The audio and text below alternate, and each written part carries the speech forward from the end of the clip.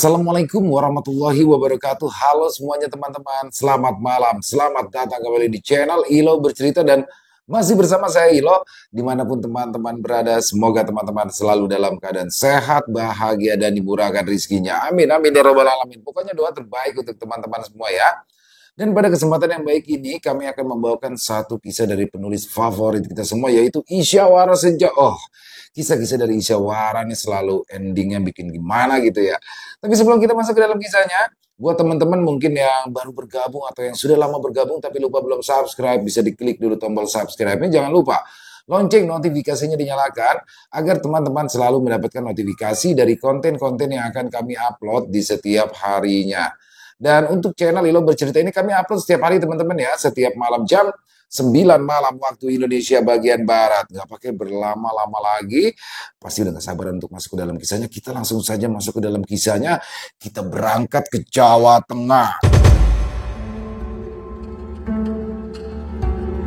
Diajak bekerja di alam gaib.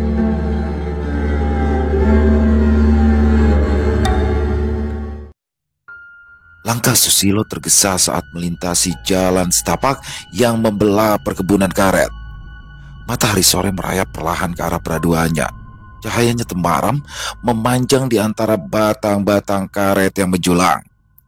Pohon-pohon karet itu berdiri kokoh, diam, seperti prajurit tua dengan kulit yang terkelupas di beberapa bagian bekas sayatan pisau tajam untuk mengambil getah. Aroma khas karet basah dan tanah lembab memenuhi udara, membawa kesan tenang namun sedikit suram. Di tangan kirinya, Susilo menggenggam erat sabit yang masih basah oleh rumput segar, sementara tangan kanannya menjinjing ikatan rumput hijau disiapkannya sebagai pakan kambing. Pikirannya mulai mengembara, membayangkan pekerjaan yang harus ia lanjutkan setibanya di rumah. Sesekali dia menghela nafas panjang, melepas lelah yang sejak pagi telah mengendap di pundaknya. Tiba-tiba saja, langkah Susilo terhenti ketika suara samar memanggil dari balik pepohonan. Pada awalnya pelan, seperti bisikan angin, lalu semakin jelas seiring dengan rasa penasaran yang timbul di benaknya. Mas Susilo, Mas Susilo, suara itu lembut, menggema dari arah semak-semak di pinggir jalan, bercampur dengan suara gesekan daun dan ranting yang tertiup angin. Susilo mengerutkan dahi, memutar kepalanya mencari sumber suara, pandangannya menembus pepohonan, mengamati setiap bayangan yang muncul di antara batang karet yang berderet rapi. Di ujung pandangannya, tampak sosok sepasang lelaki dan perempuan berdiri diam. Keduanya mengenakan pakaian yang tak lazim lagi dilihat di masa kini. Pakaian yang terkesan kuno dan antik, seakan berasal dari masa yang telah lama berlalu. Lelaki itu mengenakan baju lurik coklat pudar, berbalut kain sarung yang diikat rapi di pinggang, sementara perempuan di sampingnya mengenakan kebaya lusuh dengan selendang yang melingkar di baunya. Rambutnya digelung sederhana, wajahnya tenang tapi memancarkan kesan misterius. Susilo menelan ludah, tubuhnya mendadak terasa berat, keringat dingin mulai mengalir di pelipisnya, tetapi kakinya seperti tak bisa digerakkan, seakan ada sesuatu yang mengikatnya untuk tetap berdiri di tempat itu. Dia mencoba mengalihkan pandangan, tapi tatapannya kembali tertuju pada sepasang sosok yang masih berdiri di tempat yang sama. Tak bergeming sedikit pun, sorot mata mereka tajam, seakan menusuk ke dalam, memeriksanya tanpa sedikit pun menunjukkan ekspresi. Mas Susilo, panggilan itu terulang, lebih keras kali ini diucapkan serempak oleh keduanya. Suara itu terdengar hampa, tanpa nada, tapi cukup untuk membuat bulu kuduk Susilo merebak. Bagaimana mungkin mereka bisa tahu namanya? Suasana di sekitar mendadak terasa berbeda, sepi dan mencekam. Tidak ada suara burung atau angin yang biasanya menambah hiruk suasana sore. Susilo, panggil si laki lagi. Suaranya dalam dan mantap. Kami butuh bantuanmu untuk menebas rumput di muka rumah kami. Sudah terlalu lebat dan tak terurus. Susilo mengerutkan kening, merasa ada yang ganjil. Dia tidak mengenal kedua orang ini, bahkan tidak ingat pernah melihat mereka di sekitaran desa. Lalu entah kenapa rasa takut itu hilang begitu saja. Semua terasa normal, seakan Susilo sedang berbicara dengan teman lama. Waduh, maaf, saya sudah cukup lelah. Baru saja selesai mengarit rumput untuk kambing-kambing saya, Pak. Jawab Susilo sambil menghela nafas. Dia merasa keberatan dan ingin cepat-cepat pulang, membiarkan tubuhnya beristirahat setelah seharian bekerja keras. Mendengar itu, lelaki itu tersenyum tipis. Bibirnya menyungkingkan janji yang tak terduga. Kami akan memberikan upah yang banyak, Mas. Lebih dari apa yang biasa kamu dapatkan, Mas Susilo. Ujar lelaki itu lagi sambil melirik ke arah perempuan di sampingnya yang mengangguk pelan, memperkuat perkataan si lelaki itu. Susilo terdiam. Matanya memandangi mereka berdua. Janji upah besar telah mengusik logikanya. Teringat olehnya beberapa kebutuhan rumah tangga yang mendesak. Dengan sedikit berat hati, dia akhirnya mengangguk. Baiklah, tetapi saya harus pulang dulu untuk meletakkan rumput-rumput ini di kandang kambing. Setelah itu saya akan menemui kalian. Si lelaki mengangguk singkat. Kami tunggu di sini, katanya sambil menatap Susilo dengan pandangan tenang. Perempuan di sampingnya tetap diam, senyumnya halus tapi tidak menyisakan kehangatan. Mereka berdua tampak seperti bayangan yang muncul di antara pohon-pohon karet yang mulai diselimuti kegelapan malam. Susilo bergegas melanjutkan langkah, menapaki jalan setapak menuju rumahnya yang tidak terlalu jauh dari perkebunan karet. Sepanjang perjalanan, pikirannya terpecah antara kelelahan yang semakin terasa di kakinya dan bayangan tentang dua orang asing itu. Ada perasaan ganjil yang sulit dijelaskan, tapi upah besar yang dijanjikan membuatnya menekan kecurigaan. Sesampainya di rumah, Susilo langsung menuju kandang kambing yang berdiri kokoh di sudut halaman. Kandang sederhana itu terbuat dari bambu yang disusun rapi. Suara kambing mengembik pelan menyambut kedatangannya dengan cekatan. Dia menaruh rumput segar itu di dalam kandang, memandang kambing-kambingnya yang langsung melahap rumput dengan lahap. Sebagai seorang petani, hewan-hewan inilah salah satu sumber penghasilannya selain hasil sawah. Setelah memastikan kambing-kambingnya kenyang, Susilo bergegas mencuci tangan di pancuran di belakang rumah. Ia merasakan air dingin menyentuh kulit, membawa sedikit kesegaran yang menenangkan. Kemudian bayangan tentang dua orang asing itu masih saja berkelebat di pikirannya. Pakaiannya yang usang dan tangan yang kasar tampak tak sepadan dengan janji upah besar tadi, membuatnya bertanya-tanya dari mana mereka berasal dan kenapa mereka mencari bantuan di tempat sepi seperti perkebunan karet. Setelah bersiap, Susilo pun berjalan kembali ke tempat mereka menunggu. Malam mulai menyelimuti desa. Hanya suara serangga malam yang riuh mengiringi langkah. Lampu rumah-rumah penduduk lainnya mulai menyala, menciptakan titik-titik cahaya kecil di antara pepohonan. Tetapi jalan yang dilaluinya hanya disinari sisa-sisa cahaya senja yang tersisa dari kejauhan. Di tempat yang sama di mana mereka bertemu pertama kali, Susilo melihat kedua orang itu berdiri menanti. Tanpa bicara, mereka memandangnya dengan tatapan penuh arti. Ada keheningan yang aneh menyelimuti pertemuan ini. Lelaki itu mengangguk perlahan begitu melihat Susilo mendekat. Senyumnya tipis, sementara perempuan di sampingnya hanya menatap tanpa ekspresi, seakan-akan sudah tahu bahwa Susilo akan kembali. Terima kasih, Mas Susilo, ucap lelaki itu dengan suara berat dan halus, membuat bulu kuduk Susilo berdiri sesaat. Ada sesuatu yang terasa aneh pada nada dan caranya berbicara, seakan menggema dari tempat yang sangat jauh. Rumah Bapak di mana ya? Tanya Susilo, menjaga nada suaranya agar tetap tegas. Dia tak ingin menunjukkan sedikit pun ketakutan atau keraguan. Lelaki itu mengangkat tangannya, menunjuk ke arah jalan setapak yang semakin menyempit di antara batang-batang karet. Tidak jauh dari sini. Ikuti saja kami, katanya. Tanpa menunggu jawaban, mereka berdua mulai berjalan lebih dulu. Susilo mengikuti mereka dari belakang. Di bawah langit yang makin gelap, sosok mereka tampak seperti bayangan panjang di antara pepohonan karet. Cahaya rembulan mulai naik, menerobos celah-celah dedaunan, menciptakan bayangan yang berkelok di tanah. Suara ranting patah terdengar nyaring ketika mereka melangkah, seolah hutan menyambut kehadiran dengan kesunyian yang mencekam. Setelah berjalan beberapa ratus meter, mereka sampai di sebuah halaman terbuka terhampar di bawah pohon-pohon tua yang dahan-dahannya menjuntai rendah. Mata Susilo berulang kali dikedipkan. Dia yakin tadi suasananya masih malam. Lalu bagaimana mungkin bisa sekarang sudah pagi? Dia berbalik kepada pasangan suami istri yang mengajaknya pergi, tetapi mendadak sungkan untuk bertanya. Terlebih lagi, karena si suami langsung menunjuk ke arah rumput di halaman yang sangat luas itu, tampak jelas bahwa rumput di tempat ini memang sudah sangat lebat, liar, dan merajalela. Tumbuh tinggi hingga setengah lutut menutupi sebagian besar halaman. Di tengah halaman berdiri sebuah rumah yang sangat luas, terbuat dari kayu jati, sementara di sekelilingnya banyak orang keluar masuk. Sepertinya ada acara yang sedang dilangsungkan di rumah besar itu. Susilo menatap rumah selama sesaat. Perasaan ganjil muncul dalam benaknya. Dia bisa melihat keramaian di rumah itu, tetapi tak bisa mendengar suara apapun. Sesaat Susilo merasakan hawa dingin yang menjalar di punggungnya. "Ini rumah kalian?" tanya Susilo sambil menelan ludah. "Benar." Mas Susilo langsung kerjakan saja. "Nanti setelah selesai segera datang ke rumah saya." Si suami yang menjawab, lalu dia dan istrinya masuk ke dalam rumah tanpa menoleh lagi pada Susilo. Susilo menarik nafas dalam-dalam.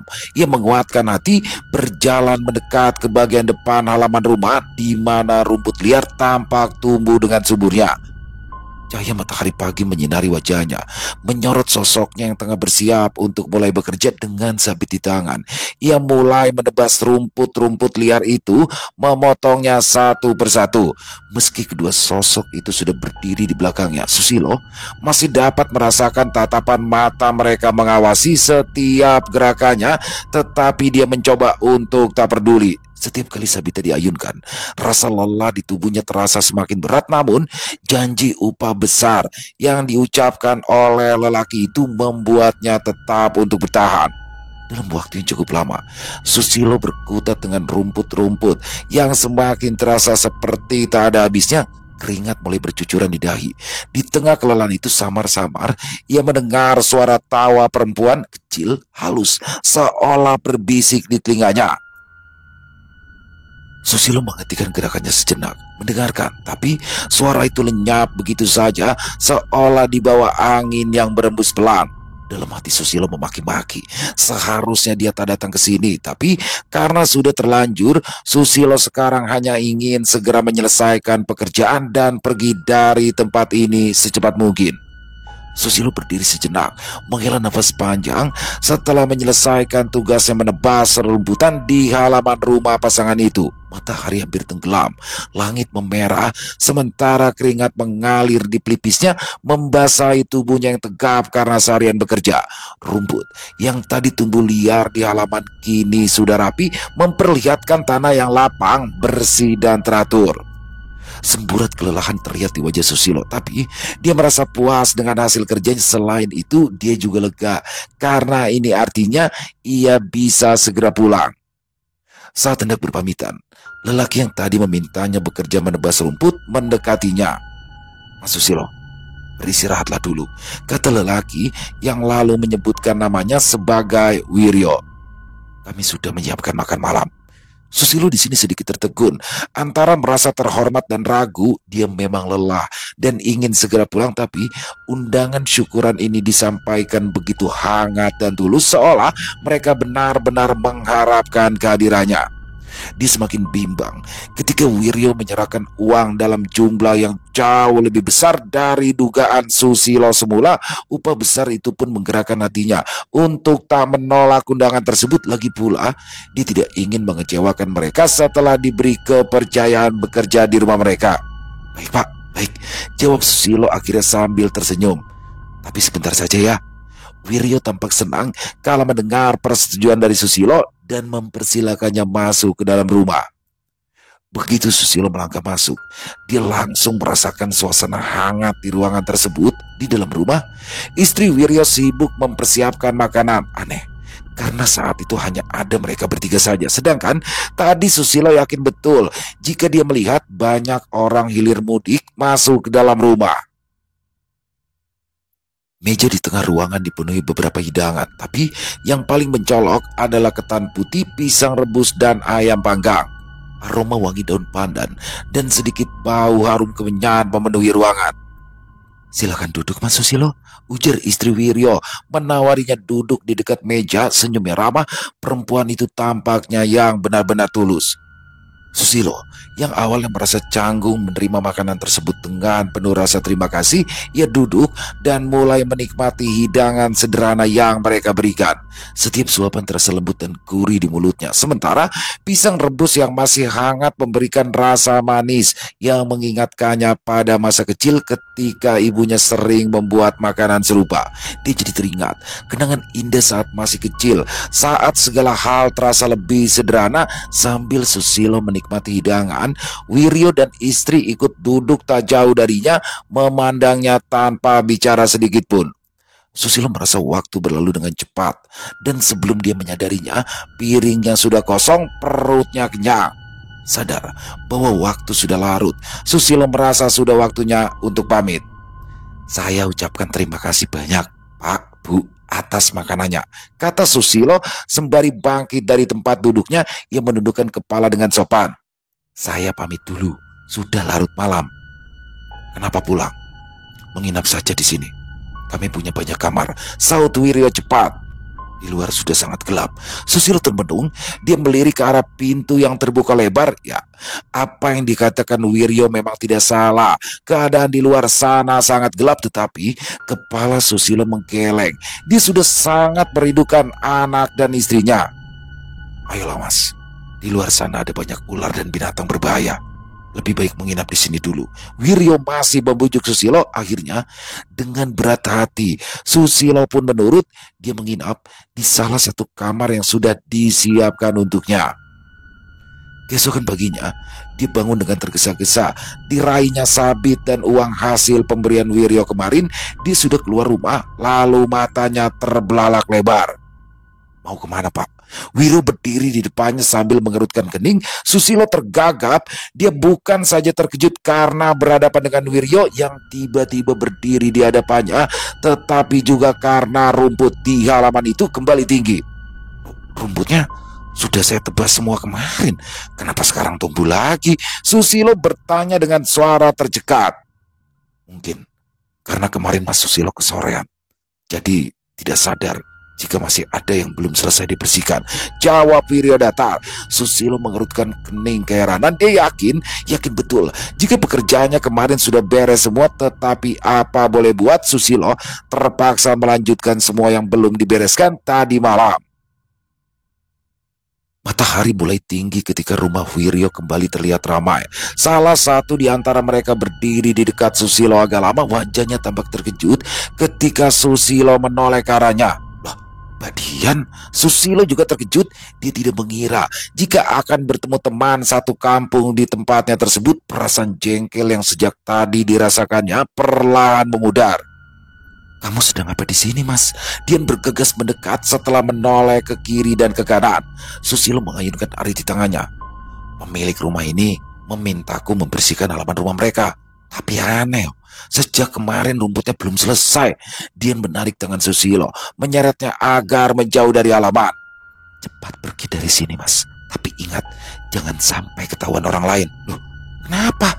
Susilo tidak mengerti kenapa dia harus pergi menuruti pesan Dian. "Sudah, jangan banyak tanya. Dengarkan saja apa kataku, kamu harus pergi. Ikuti jalan setapak ini. Dan ingat, jangan pernah menoleh ke belakang." "Ya, tapi kenapa?" tanya Susilo tidak mengerti. Dian menggertakkan gigi karena merasa jengkel pada Susilo. Ia mendorong bahu Susilo, menyuruhnya pergi secepat mungkin. "Sudah aku bilang, jangan banyak tanya." Kamu gak ikut pergi?" "Aku sudah terlambat, Mas. Aku tidak bisa kemana-mana lagi. Sampaikan saja salam sayangku untuk suami dan anak-anakku di sana. Katakan kalau aku sangat menyayangi mereka." Mata Dian sedikit berkilat saat menyebut suami dan anak-anaknya. "Kalau kamu masih ingin bertemu dengan keluargamu, cepat pergi dari sini." Susilo masih ingin bertanya lagi, tapi Dian terus mendorongnya sampai dia akhirnya menurut saja. Susilo berjalan lurus menelusuri jalan setapak tanpa berani menoleh ke belakang. Ada-ada aja Mbak Dian ini. Kenapa dia nyuruhku cepat-cepat pulang tanpa berpamitan dulu sama tuan rumah? Gerutunya sambil mengamati jalan yang semakin lama bertambah sempit. Semula, Susilo yakin bisa dengan mudah menemukan jalan pulang, tetapi semakin lama daerah itu terasa asing di matanya. Langkahnya jadi gelisah ketika menyadari bahwa dirinya justru berputar-putar di tempat yang sama. Seketika tubuhnya terasa dingin sehingga dia menatap langit lalu terkejut. Lah, sudah malam ya? Seingatku tadi masih siang, gumamnya, sementara hatinya mulai tidak tenang. Sesaat kemudian, terdengar suara anjing melolong dari kejauhan. Disusul sautan anjing lain yang entah dari mana asalnya. Suaranya mengalun panjang, menyusup ke dalam telinganya seperti sebuah peringatan akan bahaya yang mengancam. Susilo menoleh ke kanan dan ke kiri, menajamkan pandangannya. Sejauh mata memandang, yang terlihat hanya deretan pohon karet. Mau tak mau, dia terus melanjutkan langkah, mengikuti jalan setapak yang bertambah sempit. Beberapa saat kemudian, pandangannya menangkap sosok bayangan hitam melintas cepat di antara pepohonan. Bayangan itu hanya sekelebat saja, tapi cukup jelas di matanya. Susilo berhenti sejenak, menahan napas, matanya terfokus pada arah bayangan tadi. Siapa itu? Tanyanya, tapi tak ada jawaban. Rasa penasaran bercampur harapan agar menemukan orang lain di tengah jalan yang terasa asing ini mendorongnya untuk mengejar bayangan tersebut. Dia berlari, melompati akar-akar pohon yang menjalar di tanah, melewati semak-semak kecil di pinggir jalan, tapi bayangan yang dilihatnya tadi sudah lenyap, seolah lenyap di tengah kegelapan malam. Kemana dia? Susilo mendengus, nafasnya mulai tersengal, keringat mengalir di pelipis, langkahnya goyah, tubuhnya lemah setelah berlari sekian lama tanpa tujuan yang jelas. Tenaganya mulai terkuras, kakinya mulai gemetar. Di setiap hentakan langkah, tubuhnya serasa semakin berat. Dalam kebingungan, Susilo berhenti untuk mencoba menenangkan diri. Lalu, lagi-lagi, suara anjing kembali terdengar dan kali ini lebih dekat. Sepertinya ada puluhan dan terdengar seakan mengepungnya dari segala penjuru. Sebaiknya aku kembali ke tempat Mas Wiryo tadi. Mungkin dia bisa membantu mengantarku pulang ke rumah. Susilo memutuskan untuk kembali ke rumah pasangan Wiryo, berharap dapat menemukan jalan yang benar atau sekedar meminta petunjuk. Tetapi aneh, semakin dia mencoba mengingat arah rumah tersebut, semakin ia bertambah bingung. Aku harus lewat mana ya kalau mau ke rumah Mas Wiryo? Gumamnya penuh keputusasaan. Dia berjalan lebih pelan, menundukkan kepala sambil mengamati jalan setapak, sambil mengingat-ingat arah yang harus ditempuh. Semua ini gara-gara Mbak Dian ini. Kalau saja dia tadi tidak menyuruhku cepat-cepat pulang tanpa minta izin dulu sama yang punya rumah. Rasa putus asa mulai menghantui. Tubuhnya semakin lemah, sementara kakinya terasa kaku. Susilo akhirnya memutuskan untuk duduk di atas akar pohon besar yang mencuat dari tanah. Pada saat ini, dia juga harus menenangkan detak jantung yang berdegup cepat akibat terlalu lama berjalan. Setelah cukup lama beristirahat, akhirnya Susilo memiliki cukup tenaga untuk melanjutkan langkahnya. Prak! Tiba-tiba saja ada suara ranting patah di belakang yang membuatnya tersentak. Dia membentak keras. Siapa itu? Susilo berbalik, menatap tajam ke arah sumber suara, tetapi yang dilihat masih sama, hanya ada deretan pepohonan yang gelap. Seketika firasat buruk menggelayuti hatinya. Susilo yakin ada sosok yang mengikutinya sejak tadi. Aku tidak boleh menyerah, apalagi berpikir yang bukan-bukan. Memangnya kenapa kalau ada yang ngikutin dari belakang? Toh aku tidak bawa barang berharga yang bisa dirampok. Susilo melanjutkan perjalanan, tapi ternyata tetap tak ada perubahan. Arah yang ditempuhnya ujung-ujungnya mempertemukan dirinya dengan pohon karet yang sama.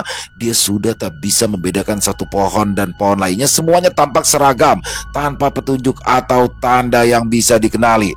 Rasa haus mulai menyiksanya, membuat tenggorokannya kering, tubuhnya melemah, nyaris jatuh ketika ia mencoba berjalan lagi.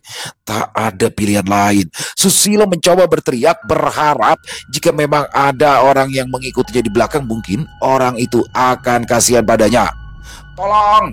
Tolong! Teriaknya, tapi suaranya hanya bergema di antara pepohonan. Tak ada jawaban selain gemerisik dedaunan yang bergerak tertiup angin. Bukannya mendapatkan pertolongan, Susilo jadi semakin haus. Pandangannya kini mulai kabur, tubuhnya semakin lemah.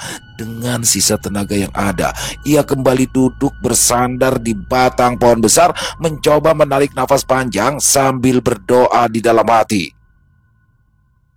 Satu-satunya harapan yang tersisa hanyalah agar pagi segera datang, sehingga dia bisa segera mendapat petunjuk arah.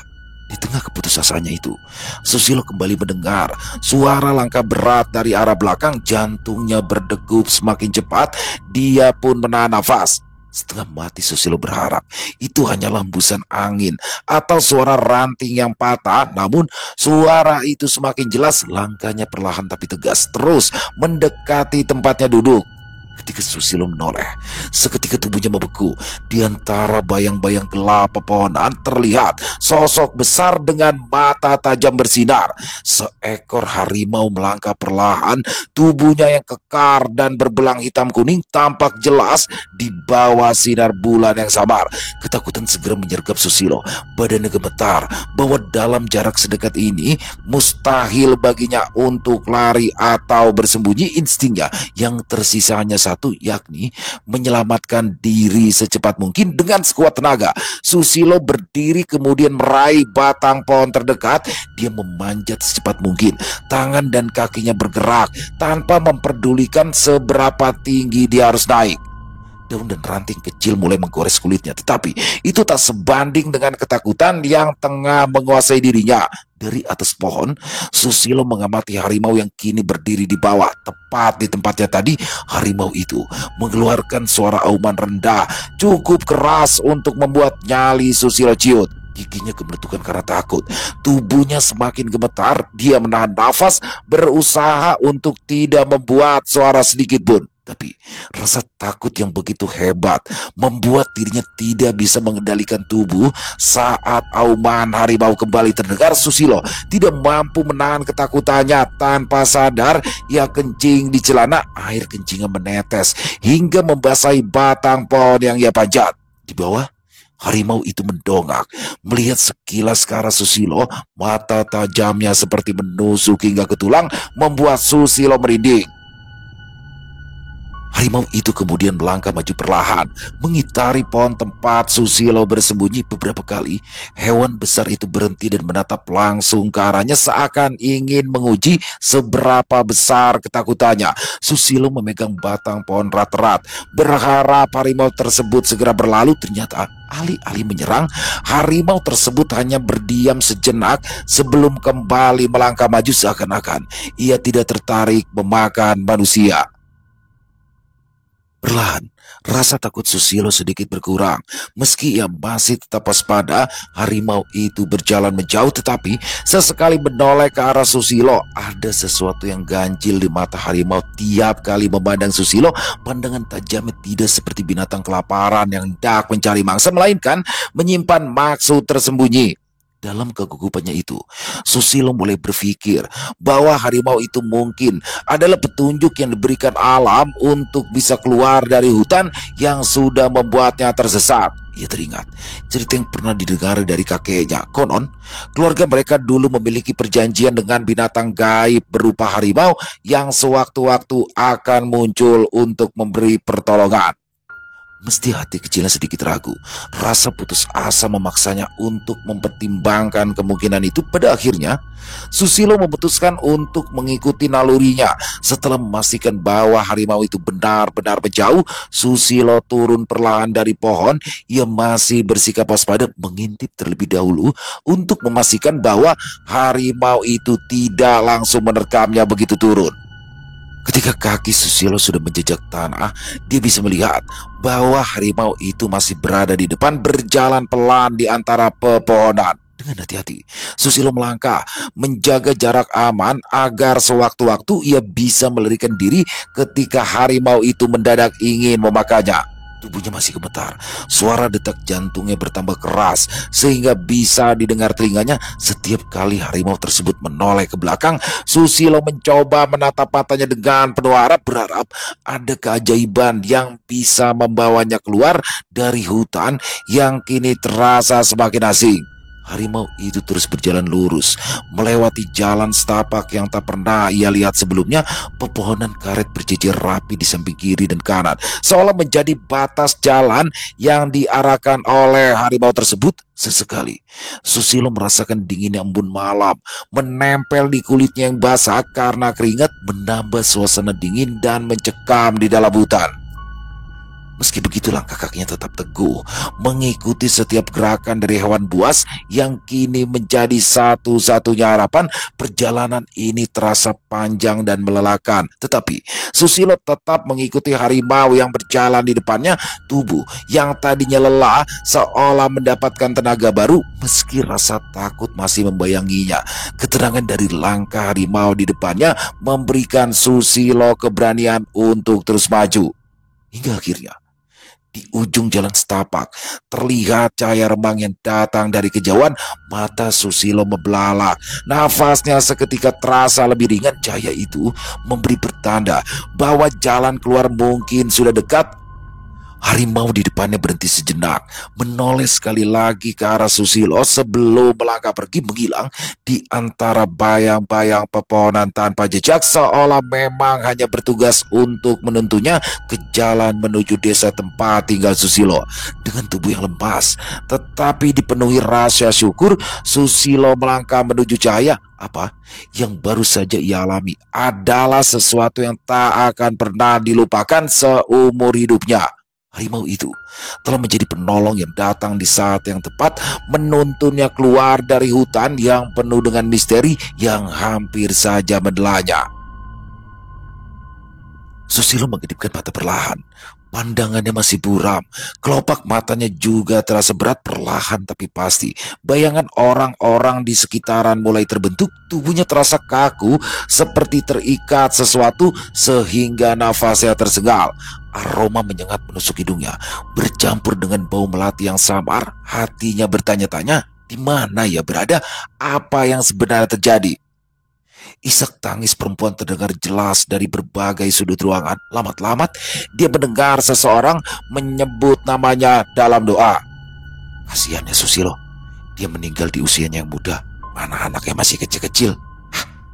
Aku meninggal, pikir Susilo tak percaya. Perlahan Susilo menggerakkan jari jemarinya, tubuhnya terasa kaku, seperti tidak mau menuruti perintah.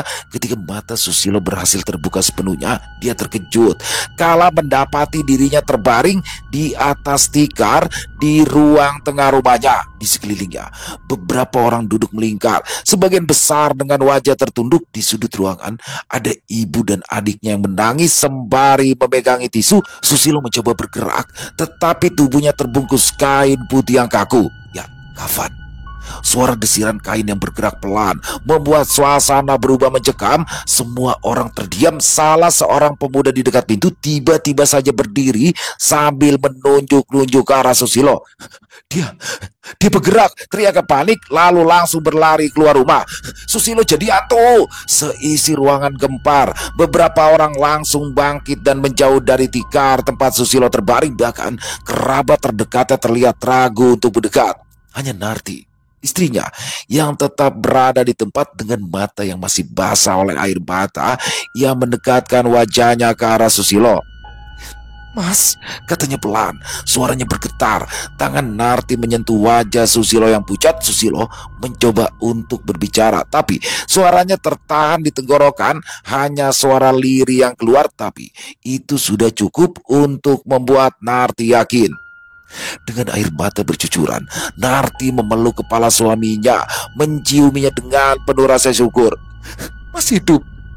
Masih hidup lagi, serunya di antara tangisan haru. Di sudut lain, ayah Susilo segera bangkit untuk mendekatinya. Dengan tangan gemetar, ia menyentuh leher Susilo, memastikan ada denyut di sana. Subhanallah, dia benar-benar hidup lagi, serunya, matanya melebar tak percaya. Orang-orang yang tadinya menjauh kini mendekat lagi, meski masih sedikit tidak percaya. Ibu, Dan saudara Susilo menangis semakin keras, tapi kali ini tangisan bahagia.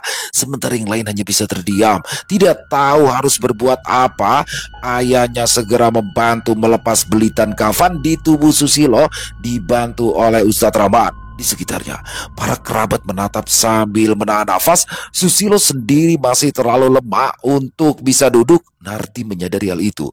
Dia segera bangkit, mengambil segelas air putih yang ada di atas meja, lalu menempelkan gelas itu ke bibir suaminya. "Minum dulu, Mas. Tapi pelan-pelan yo," ucapnya penuh kelembutan. Air dingin itu terasa seperti mengalirkan kekuatan baru ke tubuh Susilo. Dia akhirnya bisa mengucapkan sepatah kata meski terdengar serak. Aku di mana?" tanyanya penuh kebingungan. "Kamu di rumah, Mas. Kamu di rumah," jawab Narti menggenggam erat tangan suaminya. "Kami semua sudah mengira kamu sudah meninggal," lanjutnya suaranya bergetar. Ayah Susilo menatap anaknya dengan tatapan haru. "Sebentar lagi kami akan menyolatkan dan mengantarkanmu ke pemakaman." Susilo menelan ludah dengan susah payah. Sedikit lagi dia akan dikubur. Beruntung dia berhasil sadar di waktu yang tepat. Suasana yang sempat mencekam itu perlahan berubah menjadi haru. Beberapa kerabat mulai tersenyum di antara air mata. Tetangga yang tadinya menunggu di luar rumah berdatangan kembali setelah mendengar kabar itu. "Susilo hidup lagi!" teriak salah seorang dari mereka, mengabarkan berita ini ke orang-orang yang masih berdiri di luar rumah. Pak Haris, sang kepala desa yang mendengar kabar itu datang terburu-buru. Dia melihat Susilo yang mulai bisa duduk dengan bantuan istrinya. "Mustahil, ini pasti mustahil," ujarnya sambil mengusap mata. "Bagaimana bisa orang yang sudah meninggal ternyata kembali hidup?" Bukan hanya kepala desa mereka yang kaget, warga pun ikut takjub melihat kejadian tersebut. Semua berdesakan masuk agar bisa melihat Susilo lebih dekat lagi. Pada saat itu, salah seorang kerabat Narti berkata, "Kita harus segera membawa Susilo ke rumah sakit. Kita perlu tahu apa yang sebenarnya terjadi." Ya benar, dia itu masih harus diperiksa. Beberapa lelaki membantu Susilo bangkit dari tikar. Tubuhnya yang masih lemah membuat mereka harus memapanya dengan hati-hati. Narti bergegas mengambil baju bersih untuk dipakaikan pada suaminya. Dibantunya Susilo untuk memakai baju sambil sesekali mengusap air mata. Di luar rumah, suasana semakin ramai. Tetangga berkumpul dengan wajah penasaran. Beberapa orang terlihat takut, sementara yang lain tampak kagum. "Susilo mati suri," begitu kata mereka. Narti dan anggota keluarga yang lain membimbing Susilo untuk menuju mobil yang sudah disiapkan. Sepanjang jalan, Narti tidak pernah melepaskan genggaman tangannya. Dia terus menguatkan suaminya. "Kamu tidak boleh pergi kemana-mana lagi, Mas. Kamu harus sehat sampai tua." Susilo hanya bisa mengangguk pelan. Di dalam pikirannya, dia masih mencoba memahami apa yang sebenarnya terjadi. Namun, apapun itu, satu hal yang pasti, dia masih hidup dan itu sudah cukup untuk memberinya harapan baru. Susilo kembali dari rumah sakit dengan tubuh yang masih terasa lemah. Dia duduk di dipan di ruang tengah, dikelilingi oleh beberapa kerabat dan tetangga yang wajahnya masih diliputi keheranan. Tidak ada yang berbicara, hanya istri Susilo yang sibuk mengipas-ngipas tubuh suaminya dengan penuh kasih sayang. Anak-anak mereka bergelayut di kaki Susilo, sepertinya mereka tidak mau lagi berjauhan dengan sang ayah. Udara malam terasa berat, dan suasana rumah yang sebelumnya riuh kini mulai hening. "Susilo, apa Narti sudah cerita sama kamu kalau kamu itu sebenarnya sudah tidak sadar selama 3 hari lalu, tidak bernafas lagi sejak tadi pagi?" Pak Karman, ayah Susilo, bertanya padanya. Susilo mengerutkan dahi. 3 hari, Pak? Kok bisa? Pak Karman menghela nafas panjang. Dia menatap Susilo dengan mata yang masih merah, lalu berkata, 3 hari. 3 hari yang lalu kamu itu ditemukan tergeletak di dekat kandang kambing. Dan selama 3 hari kamu tidak bangun-bangun. Sudah diperiksa Pak Mantri, tapi dia juga tidak tahu kamu itu sakit opo. Susilo terdiam, kata-kata ayahnya menghantam pikirannya seperti palu. Tadi saat baru bangun, dia tidak bisa mengingat apapun. Namun setelah pulang dari rumah sakit, perlahan-lahan dia kembali ingat apa yang dialaminya. Hanya saja semua itu terasa seperti mimpi. Pak Karman memandangi anaknya. Kamu pasti mengalami sesuatu sampai tidak bangun selama 3 hari. Apa yang kamu alami sebenarnya? Apa benar firasat Bapak kalau kamu itu ditumbalkan? Ruang tamu itu mendadak riuh. Oh, siapa yang mau menumbalkan Mas Susilo, Pak? Tega sekali.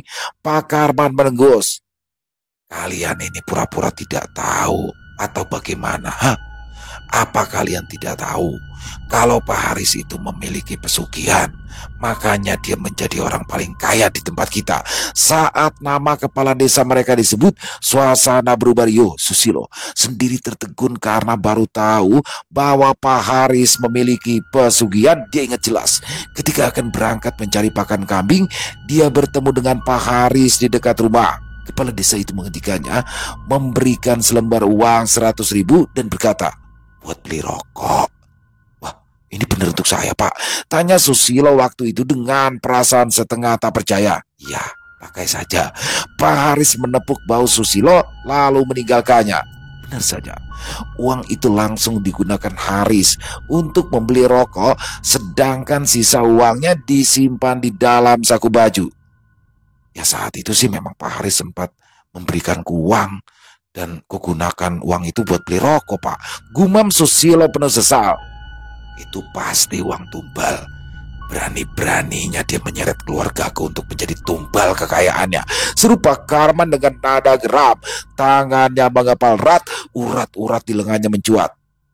Apa dia masih belum puas setelah menubalkan Dian keponakannya itu? Susilo mengangkat kepala. Ya, dia kini ingat jika ia sempat bertemu dengan Dian yang menyuruhnya pergi dari tempat Wiryo. Pantas saja Dian bersikeras agar Susilo segera pergi dari tempat itu. Rupanya Dian sudah menjadi tumbal pesugihan Paris yang juga pamannya sendiri. Diceritakannya apa yang terjadi ketika sedang berada di dalam alam mimpi. Susilo lebih suka menganggap jika itu semua hanya mimpi. Wajah semua orang tampak muram ketika Susilo menyebut nama Dian, terlebih lagi ketika Dian meminta Susilo menyampaikan salam sayangnya pada keluarga. Kok tega sekali, Pak Haris mengorbankan orang lain hanya untuk kepentingannya sendiri, gumam Narti sambil mengusap air mata. Ini harus kita hentikan supaya tidak terjadi lagi. Memangnya kita bisa opo? Tanya Susilo pahit. Aku tidak punya bukti. Salah-salah malah dituduh fitnah. Ucapannya tidak bisa dibantah. Meski marah, tetapi mereka tidak bisa berbuat apa-apa untuk mengubah keadaan. Tapi Haris akan menjadi lebih kejam kalau dibiarkan saja, sangga Narti. Belum sempat Susilo menjawab, terdengar teriakan histeris di depan rumah mereka. Suara kaki berlarian ke segala arah membuat keluarga Susilo penasaran, lalu mengintip dari balik jendela.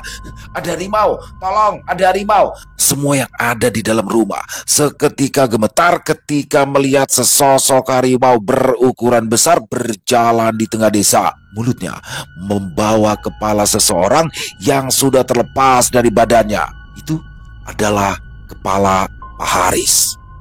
Selesai. Wow, luar biasa sekali. Keren pakai banget. Dan jujur ya, ini adalah salah satu genre favorit saya, yang mana kayak masuk ke alam gaib, terus dia bekerja di sana. Ini salah satu favorit saya ya, kisah-kisah seperti ini. Dan bagaimana Susilo, dia tidak tahu nih kalau Wiryo dan istrinya itu adalah